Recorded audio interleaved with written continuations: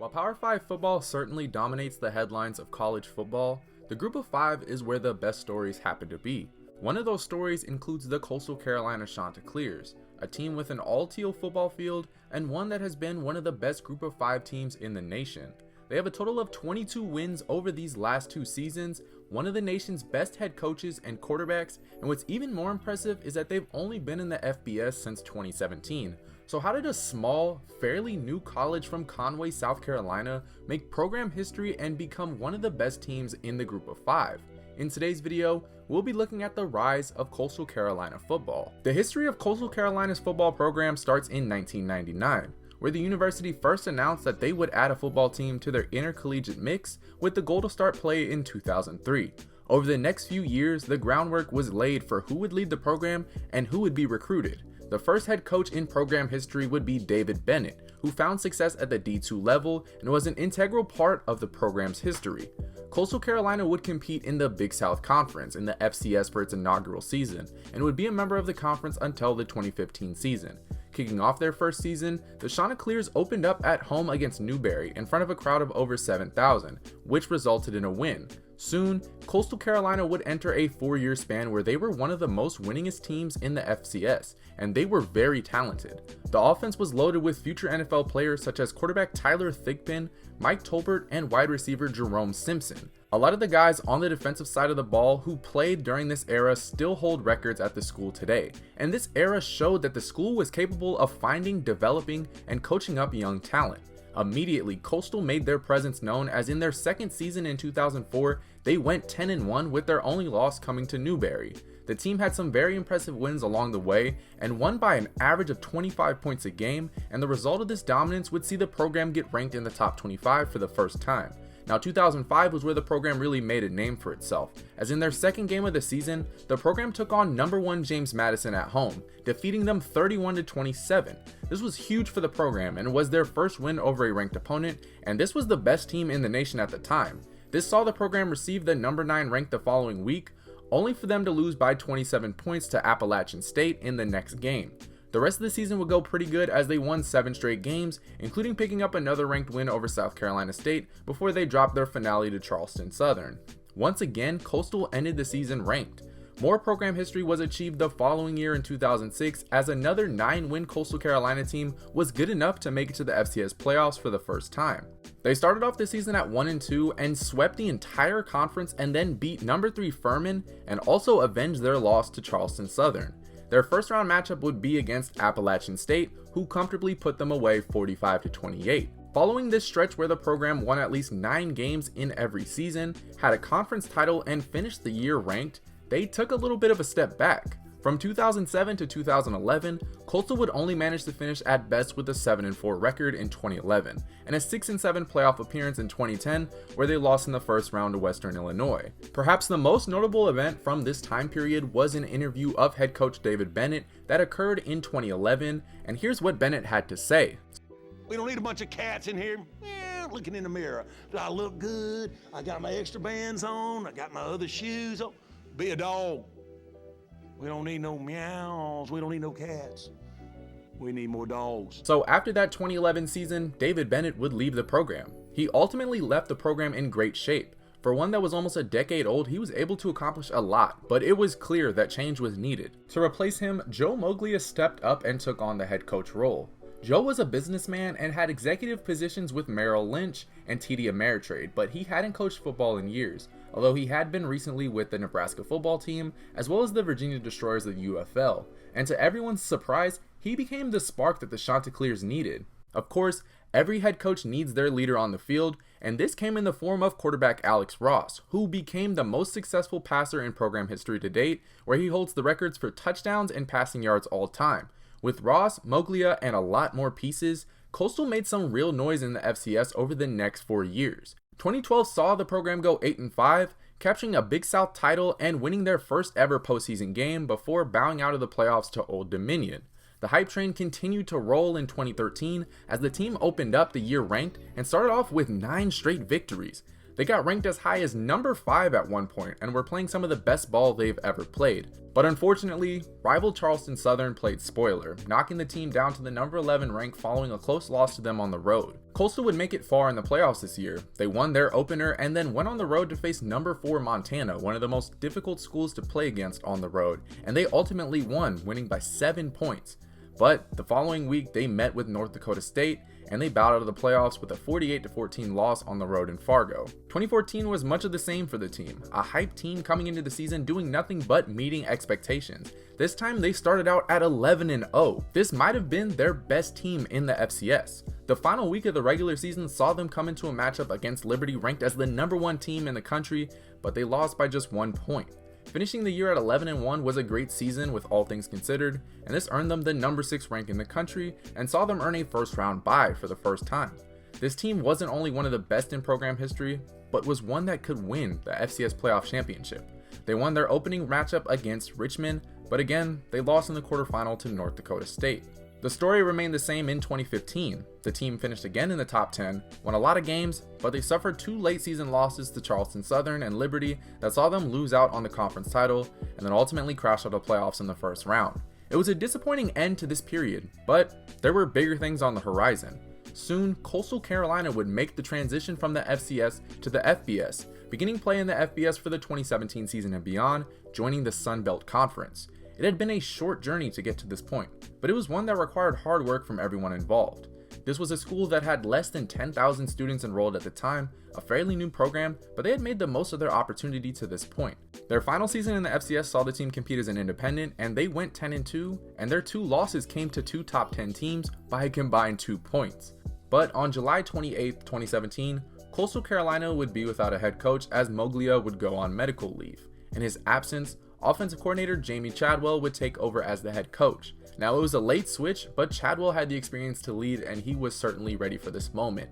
He began his coaching career at North Greenville, where there was a big talent and resource disparity between them and the other schools in the conference. So he knew he couldn't just do what everybody else was doing and be successful, and he had to come up with an edge and an advantage. That edge for him was creating a culture that nobody else had and coming up with a scheme that was unique and creative and one that would be tough for defenses to stop.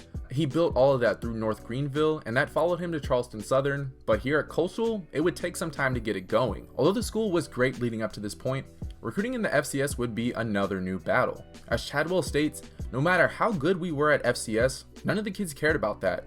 They want to know what you're doing now and how you can get me where I want to go. And for us, we just had to identify players who had a vision for themselves too, who might have been under recruited, who might not have the size or strength, but we felt like had the intangibles to be part of this program and help us build it. So, how did that building go? Their first transition year went exactly as one would expect, and the school went 3-9 with an offense and defense that finished outside of the top 100 in points per game. They would win 2 conference games this season, coming against Idaho and Georgia Southern at the end of the year, but this was a team that fought hard in every single game. 5 of their 9 losses came by just 1 possession, and this very easily could have been a winning season for the team. This competitiveness for a Chadwell squad wouldn't be anything new, and at the very least, any squad he led was going to fight until the last second. But after the season, Moglia returned to coach for one final year and helped the Chanticleers get to 5-7, which was a good step up, but this team was young and was still building. Moglia would step down as the head coach after the season for good, and Chadwell got the opportunity to be the head coach once again, and he did not look back. 2019 was another building year for the team, and they once again finished at 5-7. Following this season, Chadwell and the rest of his staff knew they had to make some changes in order to take that next step up. While the offense had some production in the past, the staff decided to change it up scheme-wise, moving more towards a pistol look and game planning more RPOs. What happened after this season might have been the biggest shock to everyone. Coastal Carolina, a team that was widely predicted to finish near the bottom of the Sun Belt in 2020, became the best team in the conference, one of the nation's best group of 5 schools, and even one of the top 25 schools in the entire country. Led by quarterback Grayson McCall, Coastal's offense finished as one of the best offenses in the nation, where they averaged over 37 points a game. Coastal has a highly efficient offense, one that utilizes the use of freeze options and RPOs, and with McCall's efficiency, accuracy, and ability to process plays fast, as well as the speed and playmaking ability at the skill positions, it is all able to work. This team also had a top 25 defense as well, and featured one of the best defensive lines in the nation. Their season started off with an opener away against Kansas, a team that was favored by over 10 points. Coastal would end up beating them by 15, setting the tone to start the year that this team wasn't going to back down from anyone. That win became 2, and then 2 became 4 after they defeated number 21 Louisiana on the road 30-27. The team rolled through all of the other conference teams projected to win against them, and they were 9-0 before they knew it. They also defeated Appalachian State for the first time in program history. Now their next matchup, a game against top NFL prospect Zach Wilson and BYU, one that wasn't originally on the schedule but came to be in a matter of days. BYU was doing great too, and this was a matchup of 2 of the best group of 5 teams on national television. It was a hard fought game, but Coastal prevailed 22-17 and finished off the regular season undefeated. They would make their first ever bowl game, but lose to former Big South rival Liberty 37-24. This was a huge season for the program, and that's an understatement. Their sights were originally set on making a bowl game and winning 6 games, and now they were a ranked team that had national attention on them. There was a lot of pressure in 2021 to perform to these same standards. The previous season could have very well been a fluke, as everyone had things to deal with. Coastal Carolina got off to a fast start this year and won their first 6 games, including another victory over Kansas. But while the first half of the regular season was great, the back half didn't go too well. A midseason game on the road against Appalachian State saw the team lose 30-27, and then they dropped another game, this time at home against Georgia State, 42-40.